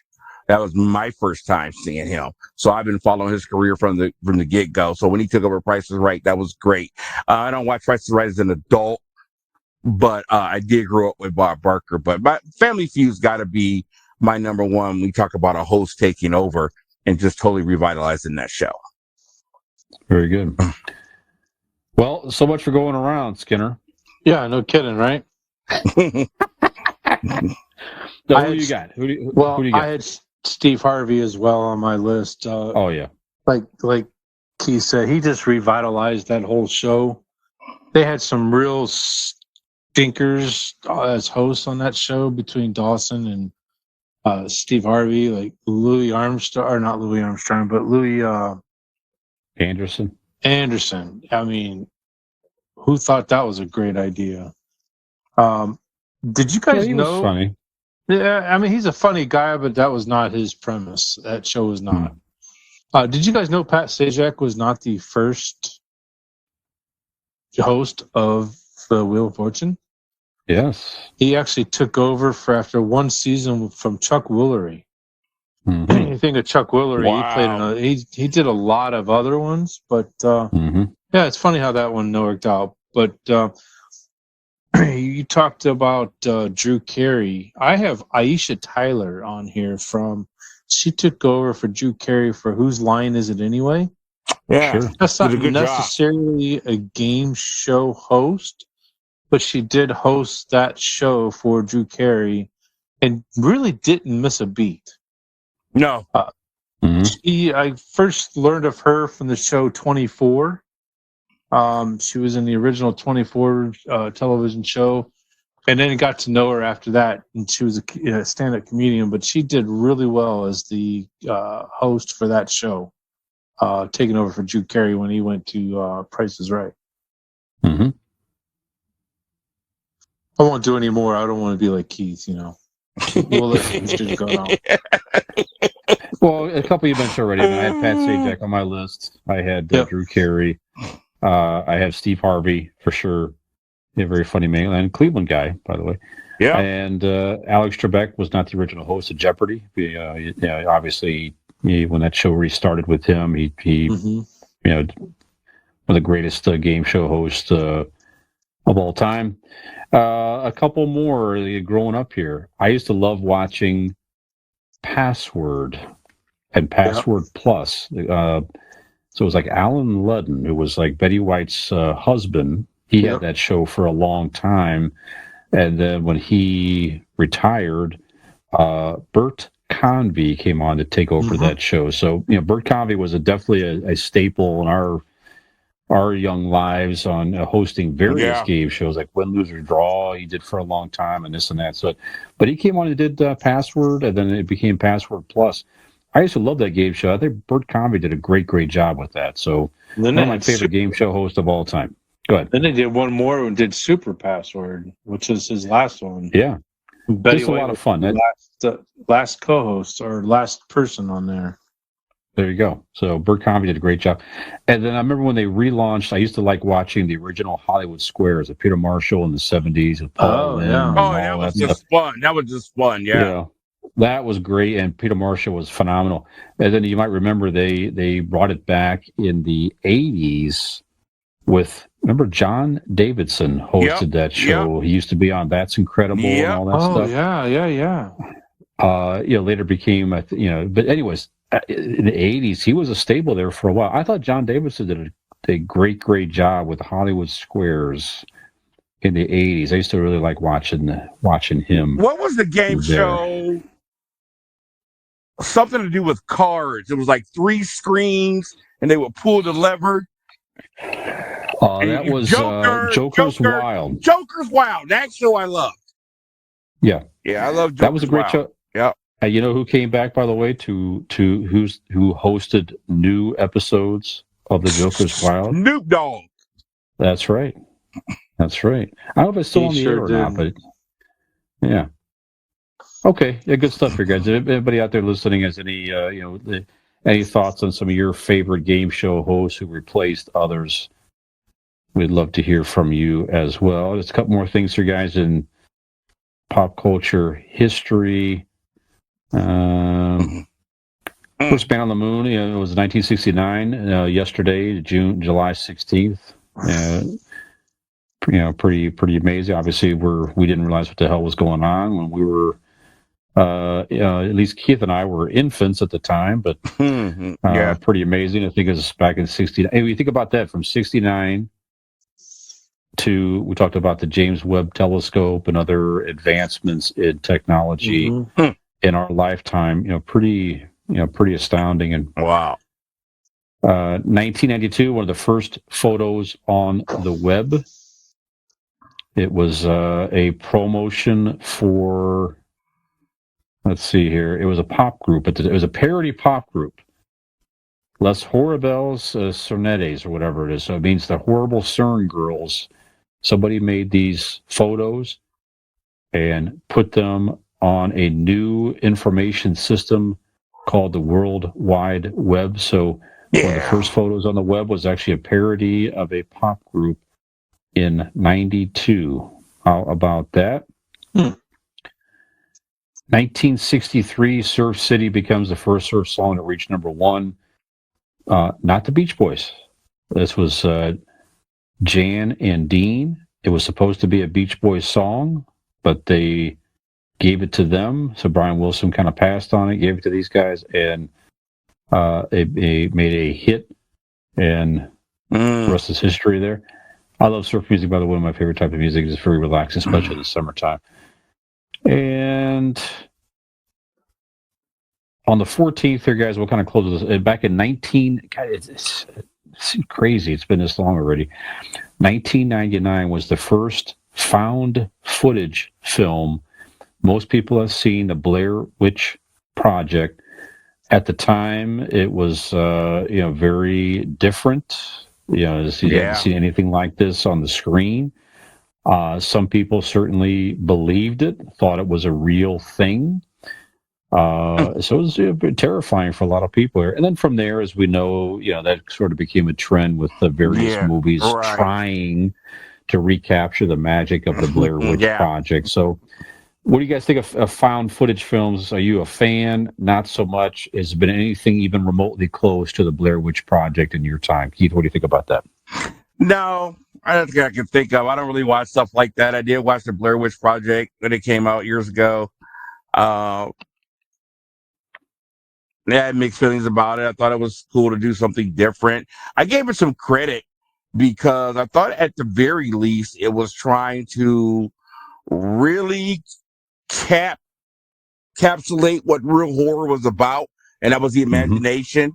Yes. Today it's all gore fest. How gross can we be? How shocking can we be? But if you go back to some of the great Anthony Perkins Psycho movies and some of the other stuff, it was all about the imagination, the anticipation, the music. You didn't even have to see, certain things, just insinuate. And so I give it credit for that. But I haven't seen anything even, that I've watched. I don't really watch that stuff, so I wouldn't know.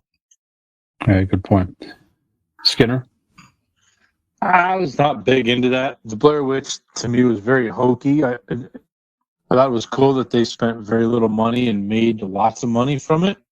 That's right. Was it like $15,000, I think, was the whole production for the movie, and they ended up making hundreds of millions, possibly. $250 million it grossed. Nearly $250 million worldwide. How about that?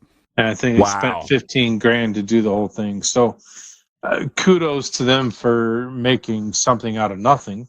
Not my thing. I love horror movies. I love good horror movies. But the supernatural stuff like that, it wasn't really me. Didn't watch it. Very good. Yeah, Keith, you had a great point there too. That it really it was a lot of imagination in that movie. You're right. Yeah. I don't remember they even showed a witch ever not in at that all. movie. You it go was back the whole to like setup Alfred and the ritual Hitchcock stuff and all that stuff. Yeah. Yep. The woman being terrified and scared. Yeah. Obviously, the whole scene with her in the tent and all that. So you definitely put you out there with those people that they were definitely terrified of something that was out there. So yeah. Yeah. Okay. All right, guys. Well, something else perhaps that could be terrifying for some, that could be a relief to most, is that we are now at the end of another episode of the It Came From Gen X podcast. Yay. Keith, this is going to air on Friday, so kind of keep that in mind when you go through your announcements here. So any announcements that you wish to share out there, sir? Well, if you are in the Akron, Canton surrounding area, we'll be co-starring in Stardust Dinner Theater's production of Sanford & Son at La Pizzeria down in Canton. Tickets are $42.50, VIP $52.50. That includes dinner and the show. So I'd love to see you there. And if this airs Friday, that will mean tonight. Come on out to KC's Nashville Nights on Wilbur Avenue in Akron. My band, Rock Generation, debuting our new singer, Pat Moran, is going to be a fantastic show. Impulse will be opening up for us. They are a headlining band, but they wanted to come out and help us out and open the show, which is incredibly nice of them. So we're very excited. It's going to be a really, really big night. I also want to say goodbye to, without question, the last 10 years has been my favorite show on television, the best show on television. The Blacklist has come to an end. It was an unbelievable ending. I'm still haven't slept. I'm just in shock, but wow. Goodbye to James Spader and the cast of the Blacklist. Just the most incredible show to Game of Thrones. Very good. And if you're not hearing this show on Friday, that means Skinner Jr. has a very lame excuse. He's turning 30 or something like that. So I don't know. So happy birthday. Happy birthday, Junior. That's right. You can hear me again on the Convincing Idiots podcast, Dean and Nick, Pop Culture Fun, wherever you listen to podcasts, YouTube at Convincing Idiots, also the Boss Code Media TV Network. Skinner, any announcements, sir, for you to take us out, please? Nope, just happy birthday to Junior, and say a prayer for Mama Didi. May not come home this week after being out for so long with the broken foot and all the stuff going on with her, but and a big prayer for my wife and my rock, Marcy, for having to handle all this with her mom. So but other than that, nope, we've got family coming in town in 2 weeks. We'll be spending a lot of time doing sightseeing with my cousin Bobby from San Diego, which you guys have met. He's coming in for a week. We're going to get some Cedar Point in that he's never been to. We're going to do the Rock Hall of Fame and a bunch of stuff. So that's in a couple weeks. But that's about it for us. So very good.